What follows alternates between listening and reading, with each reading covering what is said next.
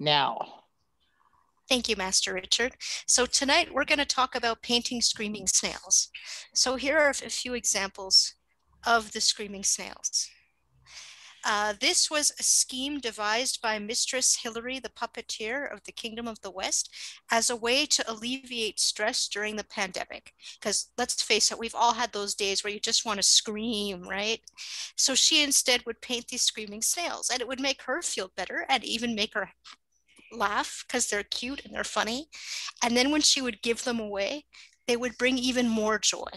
So being a fan of her work and having figured out how to do it myself, I wish to bring this joy to Onstiora.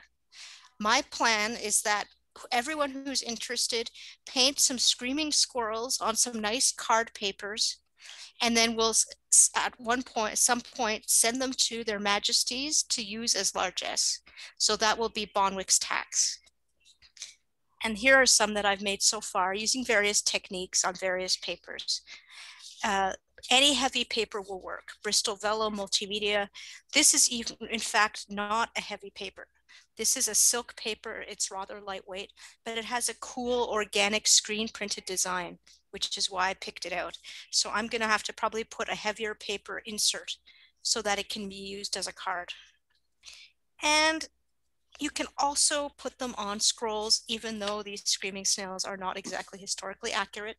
I feel that it makes a fun inclusion in borders of scrolls. I see that. I really like this one. He's really screaming really nicely. And there's another little one here. Oh, yeah. Yeah, and this one looks more like it's singing. So you can interpret that how you like, but it's still cute. And I think it will still bring the recipient of this award some joy. So as you can see, these snails are not anatomically correct by any stretch of the imagination. They're just like cute little blobs that are recognizable as snails.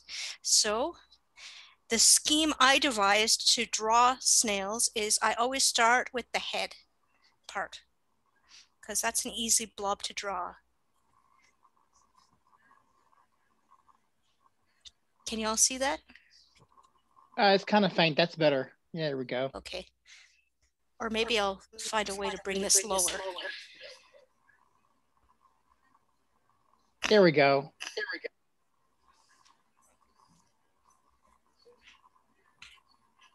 I don't have a nice document camera. I have a webcam, which I put on a embroidery stand. Whatever works. So we got the head part. Now I like to make the body part and the tail, you know, a little bit wavy. Then I do the shell.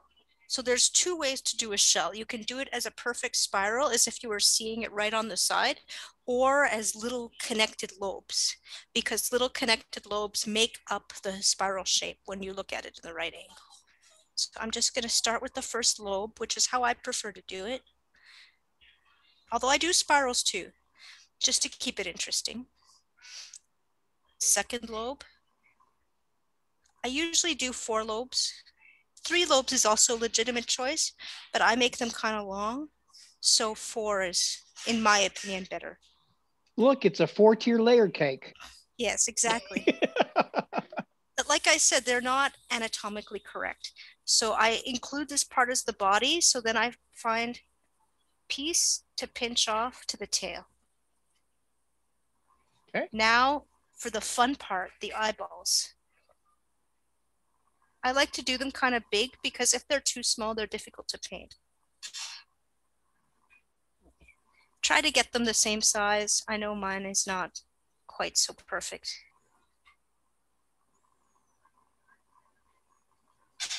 And then pupils. You can put little eyebrows, little raised eyebrow, cartoon eyebrows if this guy is particularly stressed out. Or you can do eyelashes and eyebrows. I know snails don't actually have eyelashes, but I think that's a cute detail. So let's give this one eyelashes.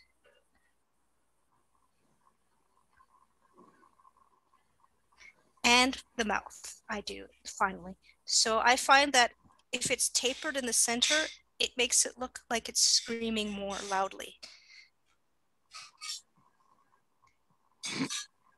I always paint in a little mark under here, sort of like a lip, I guess, enhancer, or to emphasize the mouth shape after the fact, but I don't usually draw it in advance. And there are other things you can do to make it cute, like you can give them a buddy, maybe off to the back or to the side, but I like little guys coming in from the side or from the top, because that's kind of unexpected and it's a way to break up the white space.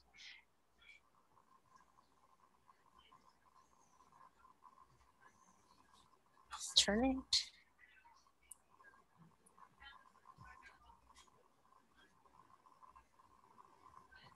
Not very good at drawing circles. Pupils.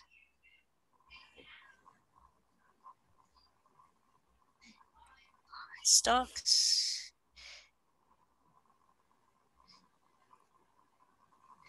And a little screaming mouth. This one I'll make plainer.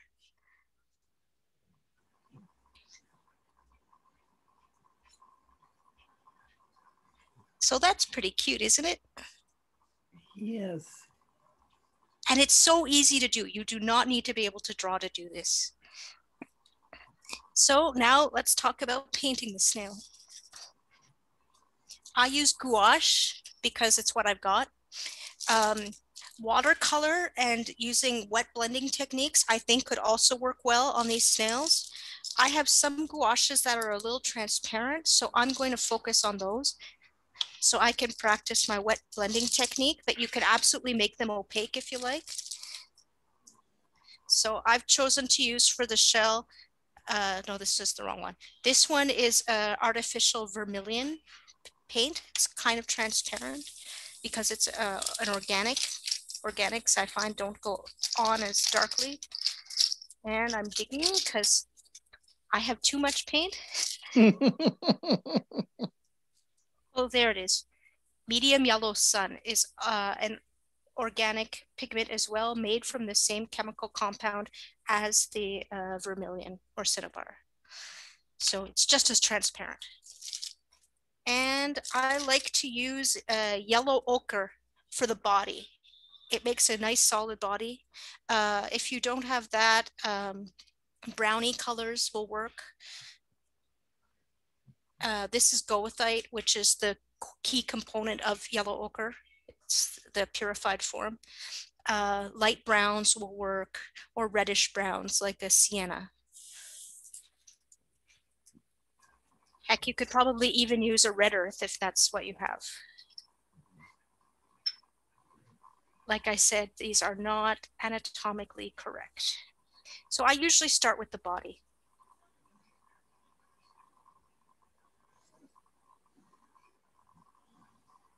Does anyone have any questions so far? I don't. I mean, really, you can choose whatever gouache or Yes. color you want, correct? Since it's not anatomically correct, No. It doesn't matter. Okay. I find that many anatomical studies are done using more transparent paints, like watercolors, to good effect. But gouache here it's what most of us have anyways, being SCA members. So I'm going to start with the goethite. Wet it up.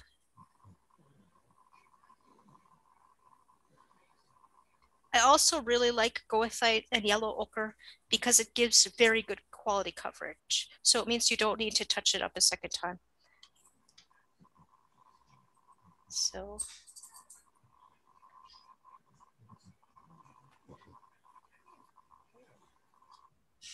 are you using your triple aught brush? no, I just grabbed one.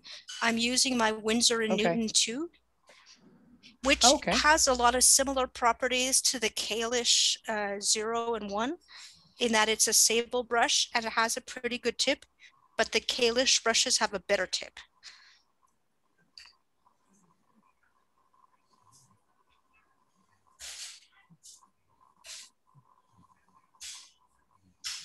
And it's actually, this one's broken. This Oh, barrel kind of came off the base. And so I put them back together and I squeezed with a pair of pliers, hoping that would keep them together for a while. But it will eventually break again and have to be retired. And that happened after 2 years of owning and use, which made me a little sad. But nothing lasts forever. nope. Considering that this brush cost like $45. Really? That Yeah. much? Wow. Can I give some secondhand comments? Sure. My grandmother was a porcelain artist, and we grew up with having an art room in the house. Her paints were powdered minerals started out, and then they had to go to synthetics, but she would grind them with a palette knife and some oil. She used oil. Oh. But when she would always save the handles to her brushes that gave out or the brush part and use some of the recycled handles to repair her favorite brushes. Oh.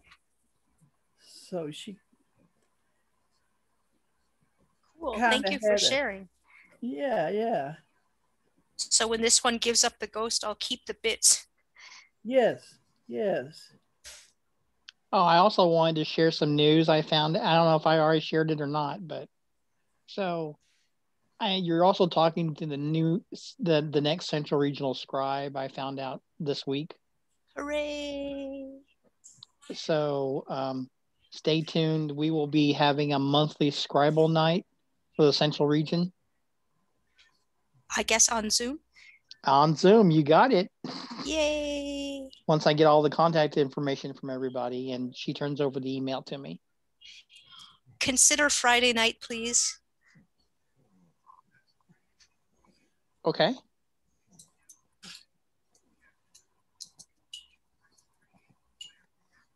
Okay, so I got the shell down.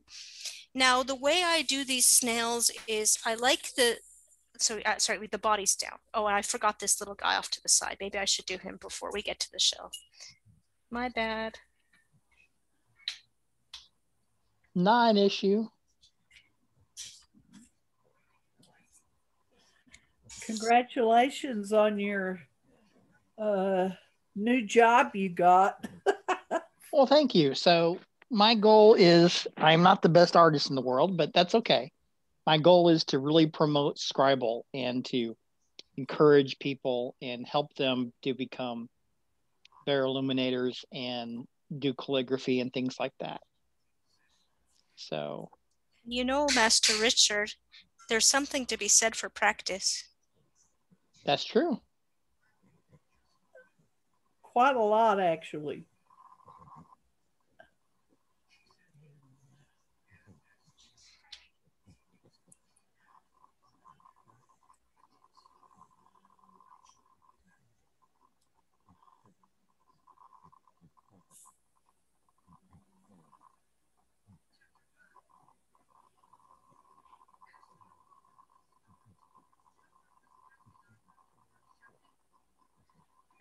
Boy, those snails are really screaming. I tell you what. Yup. I feel like they should have cartoon balloons of something that they're saying. I keep wanting Eleanor to draw that in. That's absolutely something you can add to yours. I choose to leave it up to the recipient's imagination. You could have one saying no, the other one saying yes. And then you would have a third one that says maybe. How about one that says minis don't count and the other says yes or no? Yeah, there you go. Were you there for that when Her Majesty Margarita II announced in the opening court that minis didn't count? Yes. Yeah.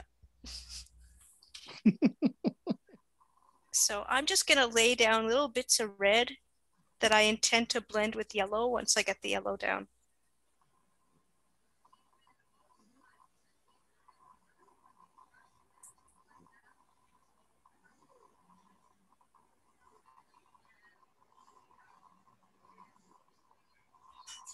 And a central one for the last guy.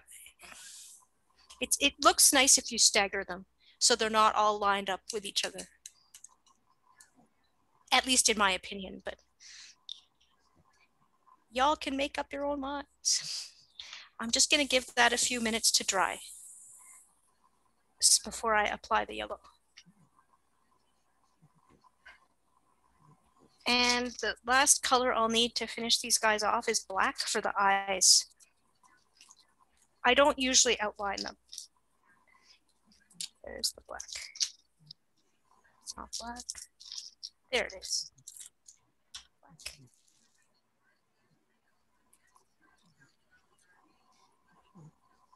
Still a bit wet.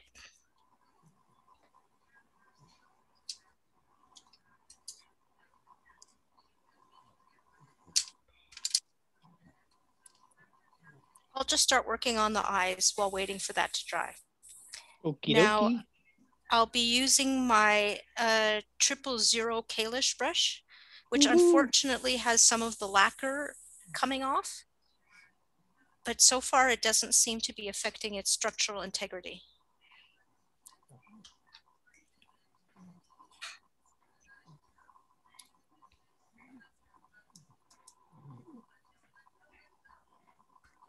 I'm really running out of black, can't you tell? But there's still some left.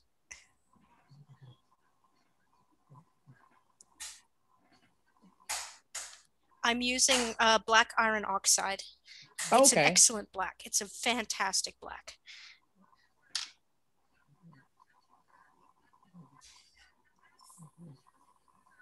There's a good guide to choosing paints. If the cavemen could figure it out, chances are you can too. And the oxides are the oldest paints known to humankind. Huh. Well said. Never thought about it that way. I'm not very good at doing very circular pupils, but oh well. Who said pupils had to be circular for snails, right? Now for this one.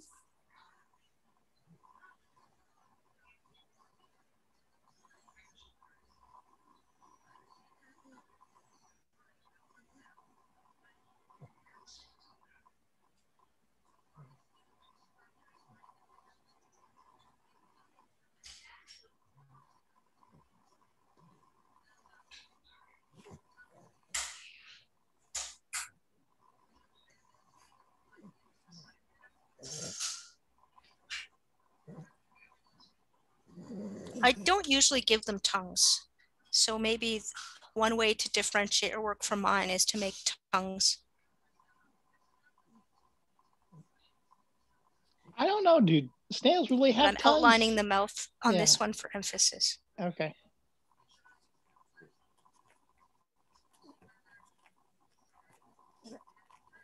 And I missed, so I need to go back a little bit.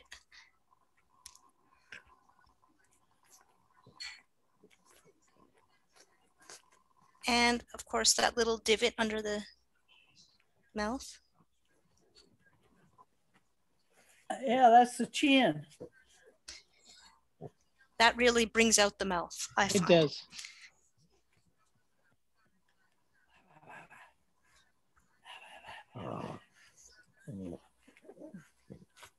Now for the eyes on the little friend.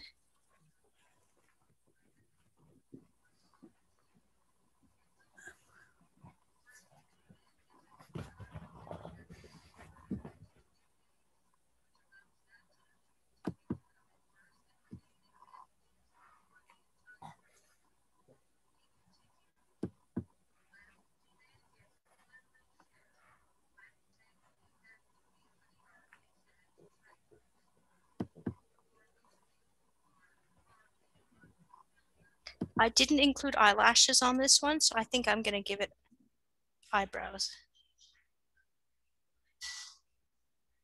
You can see how easy that was? Yeah, it was very easy. Yes. Now to outline the mouth.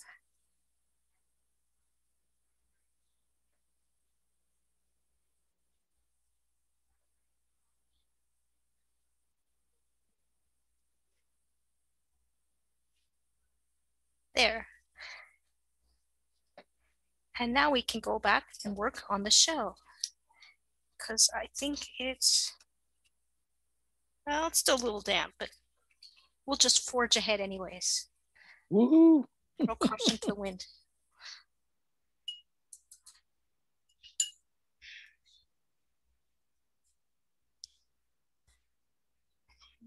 Got the nice bright medium yellow sun.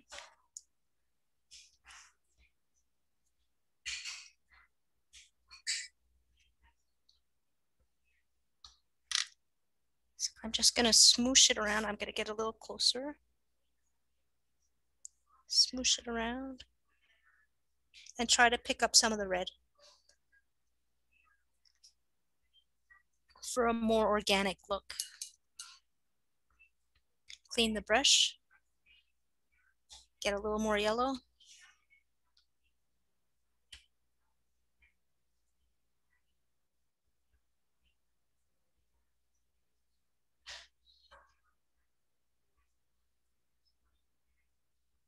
I started by putting down pure yellow in the in-between spaces so that, you know, it blends closer to the blob where I put down the red. And I'm just smooshing it around. Smooshing it around.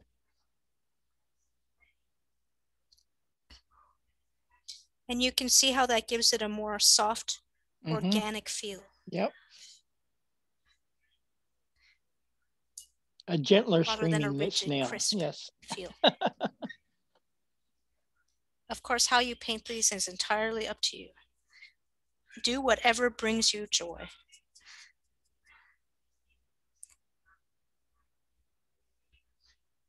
And don't be afraid to try new things. Little projects such as this are a perfect time to experiment.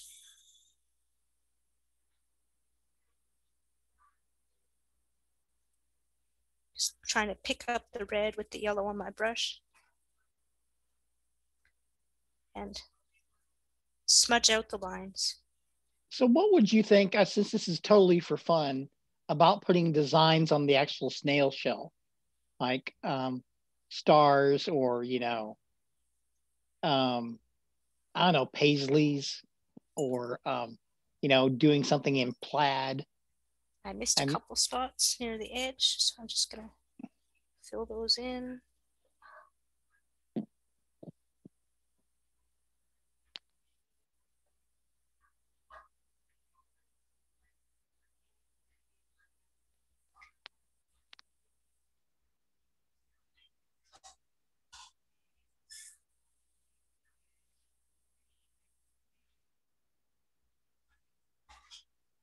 And now for the last part of the shell.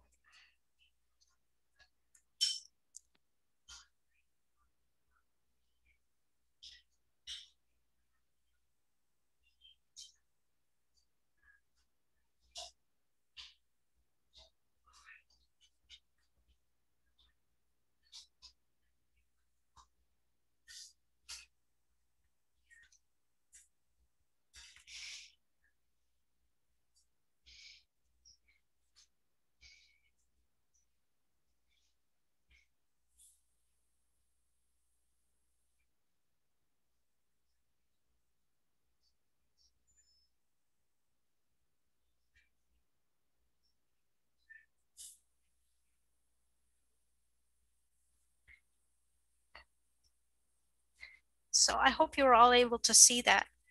Yes, we can see that. And how different it looks now that it's been blended. And oh look, I smudged because it wasn't fully dry. That's my bad. I'll have to fix that. Boo. So because of the pencil is so visible on this paper, I'll have to outline the shell and the body in black. And then we can call it good. So does anyone have any questions now that I'm at this stage? So can you hear me? Comments? Can you hear me? Oh. Desiree, any questions? Eleanor, can you hear me? Yeah. You Okay. can watch me clean my mess. I'm just taking a clean brush with clean water and trying to pick up the paint, and then using a corner of a clean paper towel to absorb the moisture.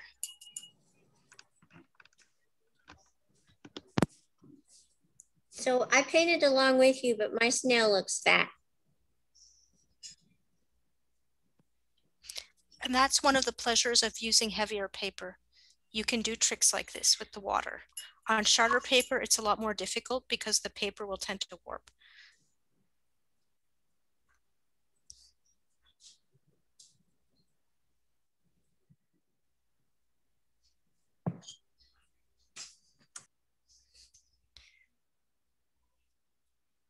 There.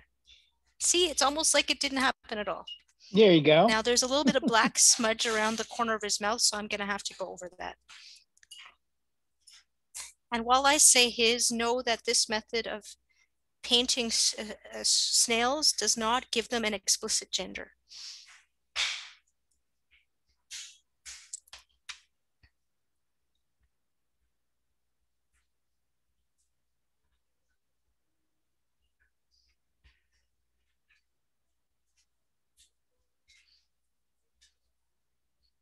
And there's a little bit of a gap between the body and the shell, and here that I'm filling in. Okay.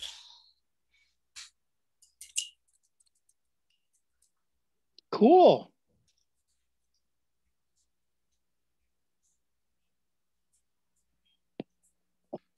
So now all that's left is outlining.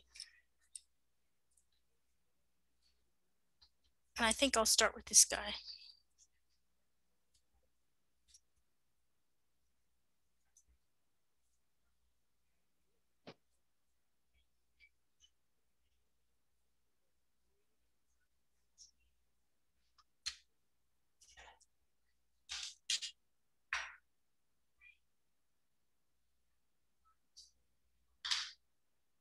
I missed the lines on the eyeballs on this guy, so I have to go over it again.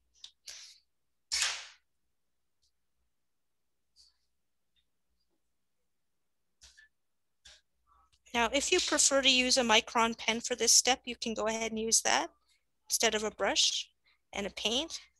But I really dislike micron pens, so I prefer to do it with a brush, even though it means the lines are a little thicker than if I had done it with a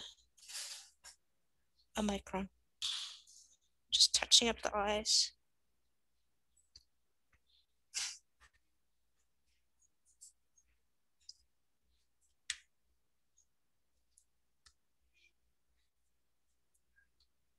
Now for this guy, oops, I need to reform the tip on my brush.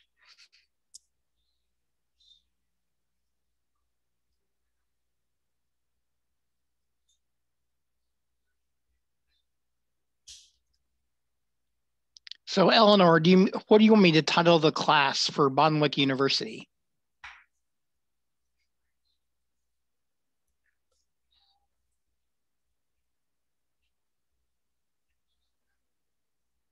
Can y'all hear me?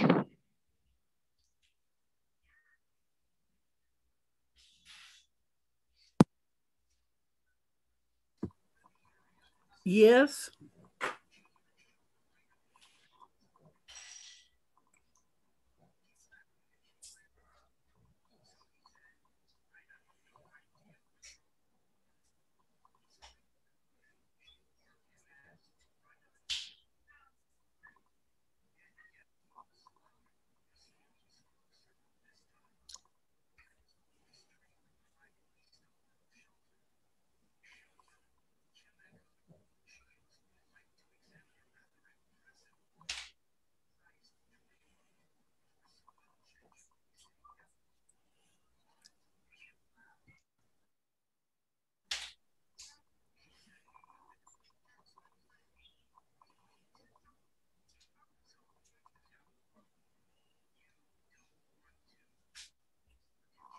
You can see that if I had chosen a spiral shell, this would have been a lot harder to outline than these little blobs. I really like the little blobs better. And there we have it, screaming snails. I should say a few words about historical renderings of snails, which you may choose to use to personalize your own snail work. It's been brought to my attention by Honorable Lady Jessamond of Emmerich's Keep that in manuscript, snails could have alternate heads, like fox head or dog head or moose head, no, deer head. So you can play with that. That would be a way to bring some more depth to your art and increase the historical accuracy. So that being said, you have snails. Any questions, comments?